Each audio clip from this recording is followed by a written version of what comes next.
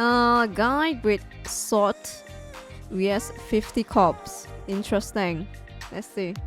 The date is April 3rd, 1997, and in the city of Seattle, Washington, at around 11 a.m., 911 operators would receive a call that would change the course of history. Hello, 911, what's your emergency? There's a black man. He's carrying something that looks like a samurai sword. Okay, calm down. Please don't racial profile. What? What did the police say? Okay. Does he appear to be dangerous? He's just standing there, but everyone's freaking out. What is your current location? 2nd and Pike. Okay, I want you to stay on the line. I'm going to alert law enforcement of the situation. Just send help now, please. Calm for me, okay? Yes, I'm very calm. This call triggered an 11-hour standoff, which would forever immortalize the name of the Seattle Street Samurai. What? That actually looks epic. What? He said black man. So like no racial profile, please. It's like no, don't say that shit. Okay, just tell me, is he dangerous? Gas with almost superhuman strength. The man refuses to surrender his weapon without a fight. There's talks about this guy online, but they're from forever ago. So I just thought I'd make a contribution by putting this amazing story in a digestible video format. I was genuinely floored to see that nobody had made a video about this. Because this shit is insane. With nothing but sunglasses and a samurai sword to his name, this man held off an army of police officers for 11 hours. He looks badass. Just now. He withstood everything from getting shot to receiving a bribe in the form of a Big Mac. And just stood there. His name is Tony Allison. But on this day, he insisted that everybody, including the police, refer to him as Apollo. And it all started with him doing nothing. Yeah, it didn't actually start with that 911 call. That was fake. Surprise. It was actually an off-duty police officer, and he was alerted about a man in camo pants and a leather jacket. Okay, yeah, he just saw him like, oh, he's kind of sus, so I'm just gonna follow him. That was quote-unquote disturbing. So this off-duty police officer decides to follow him from Pike's Place Market to the corner of 2nd and Pike. Bro, you're off-duty. Try hard much? Anyways, this is where you see him in the video. Now, Apollo was suspicious of this guy following him, and rightfully so. I would be as well. So he took what the cop describes as a defensive stance with his sword at the ready, which is understandable in a defense situation like this one. But sadly, that was enough for the off-duty cop to call his buddies, and they would remain in that same location for the next 11 hours. They closed all the stores, evacuated everybody, shut down all the streets, caused traffic jams. In case you guys are just because of a samurai sword, really? Wondering whether he's actually dangerous with a sword, the news report made sure to seek out a trustworthy source. So the man confirms authorities' worst fears. Yeah, he knows how to use the sword. When the cops got Who's that random guy on the street? What? They just find an Asian guy, be like, yeah, he might know about samurai.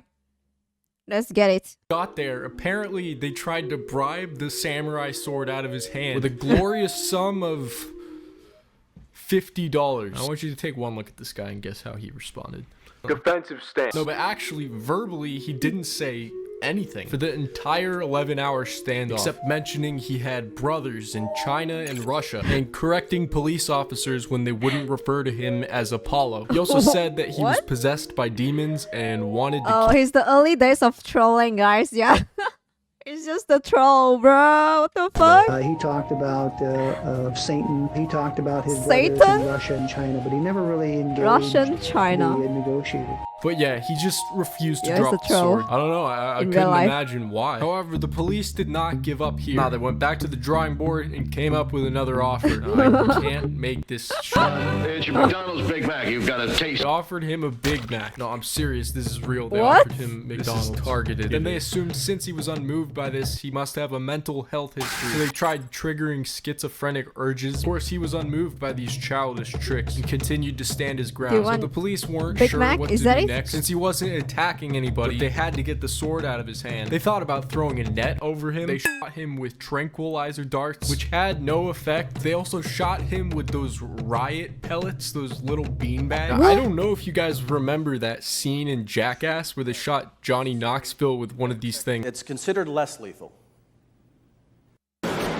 Ooh, ooh. He was on the ground panting for like 20 minutes. He just shrugs it off. Anyways, 2 unfair nut shots. That is too powerful. Wait, they shot him with everything? And he's still standing there. What the fuck? Later, he was still standing. But he endures round after round and shows no sign of surrender. So then they decided He's the the best chosen route one. to take is to tear gas him. The man shakes off the tear gas with almost superhuman strength. Spray Superhuman strength. Let's go. Holy shit. him with a fire hose. hoping that he will lose his grip on the sword. When that doesn't fuck work, is they this? turn the water pressure up, full blast. And then pin him down with a ladder. Those guys went down by the book, exactly what they were supposed to do. Oh, yeah, of course. I'm pretty sure this is the definition of by the book, actually. Now, when you look at this from the outside, who is in the wrong here? Guns with special bean bags that strike with the same impact as a heavyweight boxer's punch. He's just a normal citizen. Maybe he's just Chunibyo, guys, alright? He's just cosplaying, but Chemical damn. agents or tear gas makes the suspect very uncomfortable. It burns his eyes, it burns his skin, and it makes it difficult for him to breathe. The jets of water pack the force of a What? hurricane What are wind. you doing this? In a highly orchestrated maneuver, Holy police shit. pin the suspect down with a Okay, let's be real. That's over the top. Alright, over the top. Chill. He's just a guy with a samurai sword. ladder, pole, Yo. and riot And sheet. just By smack him the with a book, ladder. Exactly what they were supposed to do. Yeah, I agree. I don't know. You guys. Except for some bruises suffered by the disturbed man, Tony Ellison, 41 years old. There were no injuries. And Chief Stamper said the fact that Mr. Ellison was alive showed that officers had used prudent judgment. What?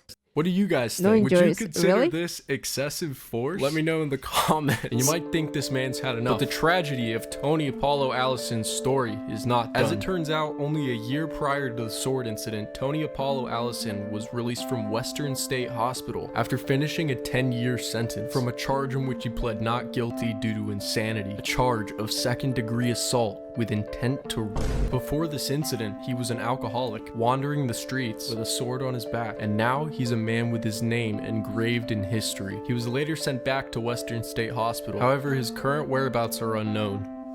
Damn. Until now, that in a turned up. twist of events, I think I might have just found him, or at least some potential evidence he's still out protecting the city. Back in 2021, a dad was with his son at Bitter Lake Playfield, and while passing by a homeless encampment, spotted this distinct shiny object sticking out of the debris. Now, the location of this park happens to be about 50 miles away from Western State Hospital, or a mere 8.2 miles away from where this whole thing began.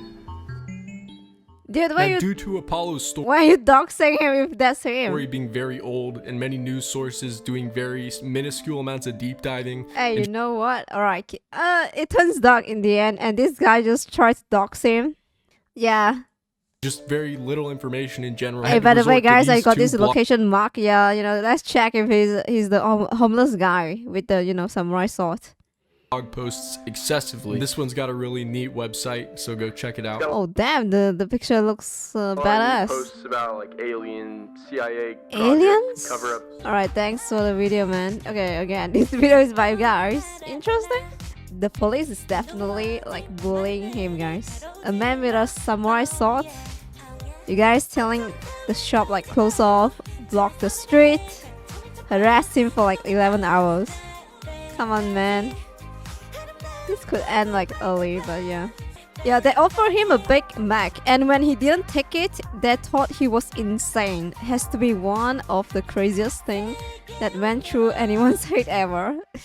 Yo, he didn't want a Big Mac. That's crazy. Who would not want a Big Mac? Me. I don't eat Big Mac, guys. I'm sorry. Spicy chicken Mac deluxe for me. Okay? I ate Big Mac before. So dry. And the bread is like disgusting. Right? My McDonald's here is just yuck. Yeah, for me it's spicy chicken Mac deluxe. A true American wouldn't deny the burger. Oh my god, that's so funny. Chicken burger is the best. Yeah, chicken is the way for me, guys. Fried chicken. He's just standing there menacingly. Yeah.